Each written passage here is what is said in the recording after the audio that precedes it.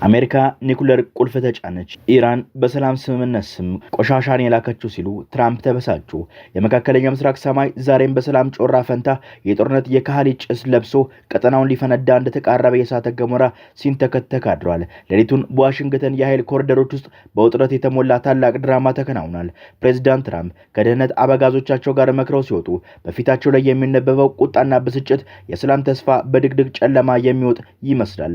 በፔንታጎን አዳራሽ ውስጥ የጦር መኮንኖች በሁለት ጎራ ተከፍለው ሲፋጠጡ በኢራን ላይ የኒኩለር መዶሻዎች እናሳረፍ ወይስ አናሳረፍ የሚለው አወዛጋቢ ክርክር የሌሊቱን ጸጥታ ሲረብሹ አድሯል። ትራምፕ ከቴሄራን ጋር ያለውን ይሄ ማለቂያ የሌለውን የድመትና የአይጥ ጨዋታ ክፉኛ ሰልችቷቸዋል። ትዕግስታቸውም እንደ ቀጭን ክር ተሟጦ ሊበጠስ አንድ ሐሙስ ብቻ ቀርቶታል። እናም የኒኩለር መጠቀሙ ጉዳይ የማይቀር መሆኑ ተረጋግጧል። እናም ትራምፕ ጣታቸው ወደ ኒኩለር ቁልፎች እያመራ ነው ተብሏል። ከኢራን በኩል የቀረበላቸውን የሰላም ስምምነት ሰነድ በንቀት የተመለከቱት ትራምፕ የሰነዱን ይዘት ቆሻሻ ሲሉ አጣጥለውታል። ኢራን የላከችልን እቅድ ፍጹም ቆሻሻ ነው፣ ድርጊቱም ክፉኛ ደብሮናል በሚል ግልጽና መራራ ቃላት ቁጣቸውን የገለጹት ፕሬዝዳንቱ የዲፕሎማሲው መንገድ ማክተሙንና ሰላም በጠመንጃ አፈሙዝ ልትተካ መቃረቧን አመላክተዋል። እስራኤል የኢራንን ምድር ረግጣ ዩራኒየም ለመዝረፍ የነደፈችው ድፍረት የተሞላበት እቅድ ለዋይት ሀውስ ብታቀርበውም ትራምፕ ግን ሳይቀበሉት ቀርተው እቅዱን አጣጥለውታል። ይሁን እንጂ የኔታንያሁ ድምፅ አሁንም እንደ ጦር ነጋሪት በምድረ በዳው ላይ እያስተጋባ ነው። ጦርነቱ ገና አልተገባደደም የሚለው መግለጫቸውም በቀጠናው ላይ የሞት ጥላ እንዲያንዣብብ አድርጓል። በሌላ በኩል ቴሄራን የሰላም እጃችን ዘርግተን አሜሪካ ግን ወደ ጦርነት ሜዳ ከመጣች በወንድ ልጅ ቋንቋ እንነጋገራለን ስትል የዛቻ ቃላትን ወርጉራለች። የዓለምን የዲጂታል ደም ስር ለመበጣጠስ በሆርሙዝ ባህር የኢንተርኔት ኬብሎችን ለመቁረጥ ምላጭ መሳሏን እየገለጸችው ኢራን የመስመሮቹን ይዞታና የሚቆረጥበትን ሁኔታ ላይ ጥናቷን ማጠናቀቋን አብስራለች። የባስ ብሎ ኢራን በባህር ውስጥ ያሉ አሳ ነባሪዎች ጭምር ላይ ቦምቦችን በማጥመድ የሆርሙዝን ሰርጥ በእሳት አጥረዋል። በዚህ መሃል በቁስሉ የተቆጣቸው የተባበሩት አረብ ኤምሬትስ የአጸፋ እርምጃዋን በኢራን የነዳጅ ማውጫዎች ላይ አሳርፋለች። የእሳት ነበልባሉም የኢራን ኢኮኖሚ ምሰሶች ወደ አመድነት የቀየረ የመካከለኛው ምስራቅ ምድር ወደማይጠፋ እቶንነት እየለወጠው ይገኛል። በዋሽንግተን ሰማይ ስር የሚንሸራሸር የጦርነት ደመና ዳግም እያረገዘ ነው። የሰላሙ ጭላንጭል በዲፕሎማሲው አዳራሽ በሮች መካከል ተገፍቶ በወጣ ማግስት ፕሬዚዳንት ትራምፕ ከብሔራዊ ደህንነት ቡድኖቻቸው ጋር በመቀመጥ የጦርነት ካርታዎችን ዳግም እያጤኑ መሆናቸውም ተገልጿል። የዋይት ሀውስን ኦቫል ቢሮ በውጥረት በከበበው በዚህ ሰኞ ጠዋት ፕሬዝዳንቱ ኢራን የኒውክሌር መሳሪያ እንዲኖራት አንፈቅድ የሚለውን ዛቻቸውን በቁጣ ሲያስተጋቡ ያ በፈሳሽ ወርቅ የተለወሰው የዓለም ነዳጅ ገበያም በስጋት ተናውጦ የዋጋው ሰንጠረዥ ላይ ሲወረወር ታይቷል። ኢራን ለ10 ቀናት ሲጠበቅ የነበረውን የአሜሪካን የሰላም ረቂቅ እጅ መስጠት ጥያቄ ነው በማለት በንቀት አሽቀንጥራ መጣሏ ያ በዲፕሎማሲው ድልድይ ላይ ሲደረደር የነበረው የተስፋ ጡብ በአንድ ጀንበር ንዶታል።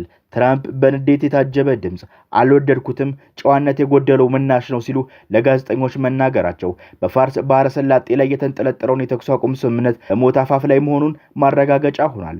ከመጋረጃው ጀርባ እንደ ጄዲ ቫንስ፣ ማርክ ሩቢዮና ፒት ሄግሴትን ያሉ የጦርነት ፖለቲካ አርበኞች ተሰባስበው እስካሁን ያልተነኩትና በዝርዝር የተቀመጡትን ሩብ ያህል የኢራን ወታደራዊ የኢላማ ስፍራዎችን በቦምብ ስለመደብደብ እየተመካከሩ ነው። በተለይም የሆርሙዝ የውቅያኖስ መተላለፊያ ላይ መርከቦች ጉዞ የኃይል የማጀቡ የፕሮጀክት ፍሪደም ዘመቻ ዳግም እንዲጀመርና የኢራን ኒኩለር ክምችት በልዩ ኮማንዶ ኃይል እንዲመታ የሚወረወሩ የስትራቴጂ ሐሳቦች ቀጠናውን ወደ ከፋ እሳት ሊመራው እንደሚችል እየተገለጸ ይገኛል። አሁን ሁሉም አይኖች ወደ ፕሬዝዳንቱ የቻይና ጉዞ አቅንተዋል። ትራምፕ ከፕሬዝዳንት ሺ ጂንፒንግ ጋር በሚያደርጉት ወሳኝ ንግግር ኢራን ላይ ጫና እንዲያደርግ ቢወተውቱም በስተጀርባ ግን የጦር አውሮፕላኖቻቸው ሞተሮቻቸውን አስነስተው የፕሬዝዳንቱን ትዕዛዝ ብቻ እየጠበቁ ይመስላል። የሰላሙ ገመድ ተበጥሶ የጦርነት ነጋሪት በይፋ ሊጎሰም ጥቂት እርምጃዎች ብቻ በቀሩበት በዚህ ሰዓት ዓለም ትንፋሹን ውጣ የዋሽንግተን ቀጣይ እርምጃ በተጠንቀቅ እየተከታተለች ትገኛለች። በመካከለኛው ምስራቅ ሰማይ ላይ የተንጠለጠለው የተኩስ አቁም ስምምነት በጭላንጭል ተስፋ ላይ ብቻ የሚገኝ ሲሆን የአሜሪካው ፕሬዝዳንት ዶናልድ ትራምፕ ወደ ቤጂንግ ከማቅናታቸው አስቀድሞ በኢራን ላይ ዳግም መጠነ ሰፊ ወታደራዊ እርምጃ ለመውሰድ በቁም ነገር እያሰቡበት መሆኑ ተሰምቷል። ትራምፕ የኢራን የሰላም ጥያቄ ኒኩለርን ያላካተተና ሞኝነት የተሞላበት ሲሉ ውድቅ ካደረጉ በኋላ ለወራት የቆየው ስምምነት አሁን በሞትና በህይወት መካከል እንደሚገኝ ገልጸዋል። በኢራን በኩል ያሉት ተደራዳሪዎች ለየትኛውም አማራጭ ዝግጁ መሆናቸውን በመግለጽ ጥርሳቸውን የነከሱ ሲሆን የሀገሪቱ የበላይ መሪ አማካሪ ትራምፕ ወደ ቻይና ሲያቀኑ አሁን ያለውን የውጊያ አቋም እንደ ድል እንደሚቆጥሩት ለማለት አስጠንቅቀዋል። የሀገሪቱ የበላይ መሪ አማካሪ ትራምፕ ወደ ቻይና ሲያቀኑ አሁን ያለውን የውጊያ መቆም እንደ ድል እንዳይቆጥሩት በማለት አስጠንቅቀዋል። ይህ በእንዲህ እንዳለ የዓለም ነዳጅ ገበያ በሆርሙዝ የባህር ሰርጥ መዘጋት ሳቢያ ታይቶ በማይታወቅ ቀውስ ውስጥ ይገኛል። ዓለምን የነዳጅ ተፈጥሮ ጋዝ አቅርቦት 20 በመቶ የሚሸፍነው ይኸው ሰርጥ ዝግ ሆኖ መቆየቱ ነዳጅ ዋጋን በ45 በመቶ እንዲንር ማድረጉ ዓለምን ኢኮኖሚ እያናወጠው ይገኛል። አሜሪካ ነዳጅ ዋጋ ለማረጋጋት 53.8 ሚሊዮን በርሜል ነዳጅ ለአደጋ ጊዜ ክምችቷ ላይ ለገበያ አውጥታለች። በሌላ በኩል የሊባኖስ በእስራኤል መካከል ያለው ግጭት ተባብሶ በመቀጠሉ በደቡባዊ ሊባኖስ በደረሰ አየር ጥቃት የሰላማዊ ሰዎች ሕይወት መጥፋቱንና የሟቾች ቁጥር እየጨመረ መምጣቱ ቀውሱን ይበልጥ ውስብስብ አድርጎታል። ትራምፕ